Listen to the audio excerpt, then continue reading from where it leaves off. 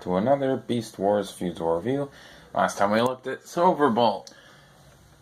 About as good as everyone says. Best fuzor ever. Maybe that's up for debate. But we're in the deluxe fuzors, so that means they're probably higher in quality. And there's a fuzor that is very similar to Silverbolt, a flying animal that doesn't normally fly. Why, Sky Shadow, of course. Let's review him. So, Sky Shadow is the combination between an iguana and a dragonfly. A pretty good combination, but like Silverbolt, isn't the most interesting. I mean, be honest, do you really want to fly an iguana as a toy? Unless you're a huge iguana or dragonfly fan, your answer is probably no. It also doesn't help that we got Gekobot and Beast Machines, which is basically a flying lizard. Yeah. And when I first saw this guy, I thought he was one of the least interesting fuzors. I mean, flying iguana, oh boy, sounds like fun. But it is a decently good figure. It does have some good articulation, most like these arms. Although this elbow is incredibly... this elbow is incredibly tight. Really can't move it. The mouth does open, which is nice.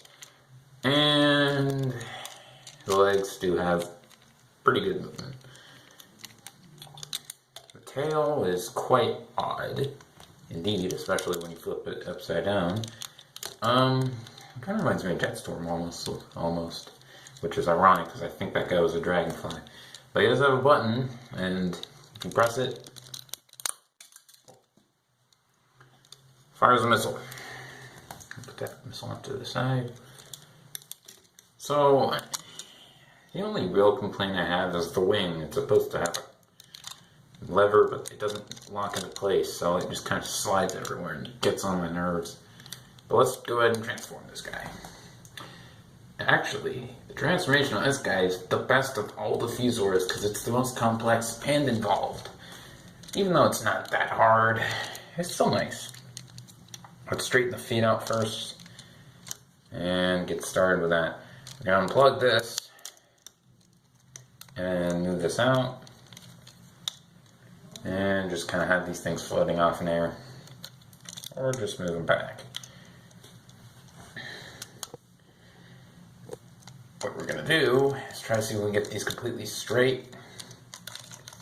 Take these arms off. And this is the coolest part. Bend this down, put this down, and then shift them around to form arm pieces. Close that back up. Turn the waist around. And the head. This is actually going to... Really appreciate if my camera didn't do that, because it makes editing a hell of a lot harder. Because it desyncs. Anyways, the tail's going to be the head. Surprising. Anyways, oh, this is plugged in. There we go. And it should click. There's the head. And pull these up. And get the arms formed. And I guess legs are just going to be kibble. Form the arms. And there we go. Here is Sky Shadow. Sky Shadow was actually surprisingly a huge and interesting robot mode. It's probably my favorite robot mode. And it even looks better if you put this back in. I don't know why, but it reminds me of Predator. Also, I thought that this was a head, and this was the second head. So yeah, this guy's got a lot going on. And the posability is pretty good. He's got a ball joint in the head, and the best part of it all, he actually has a neck, so it can look down a little bit. He does have ball joints in the shoulders and an elbow, but I don't move this one out as much because if you can see, stress points, that's fun. but you can, if you want to, make this the hand, but Guana heads are not very interesting, so I tend not to do that. Plus, oh yeah, look at that. Stress points make me uncomfortable.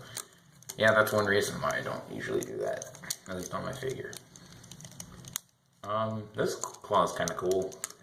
When it's down, because of gravity, it's down like this, but when you move it forward, when you move it forward, there we go, it opens up, so it closes and opens as you move it. Waist, yeah, there's no movement, but because of all the stuff that's plugged in, that's not going anywhere, sadly. But what are they going to do? Unless this detaches, but I don't know. Ball joint in the hips, and the knee, and ankle articulation. With, yes, a little bit of rocking. Let's see if he can make a wide pose. That's the widest possibility. That's the widest his legs can get. Both his feet fine on the floor, which is decent enough.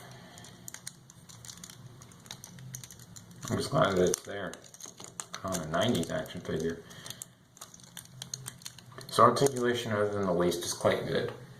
And the sculpt is great. Also akin to the Voltron figure from the Toy Biz era, or the Marvel Legends. Looks like he's got bunny ears attached to his butt. It's kind of weird. But surprisingly, the back cabble's kind of okay. So how is this figure? It's actually, again, really solid. Its only downfall is that it's kind of a lame fusion, but it's still a decent figure of the fusion, and has the best transformation, and the robot mode is great. This is definitely one of the cooler fuzors, and one of my favorites, which is surprising. This figure is really good. I'm going to give it a 9, again. So, next time on Beast Wars Fuzors,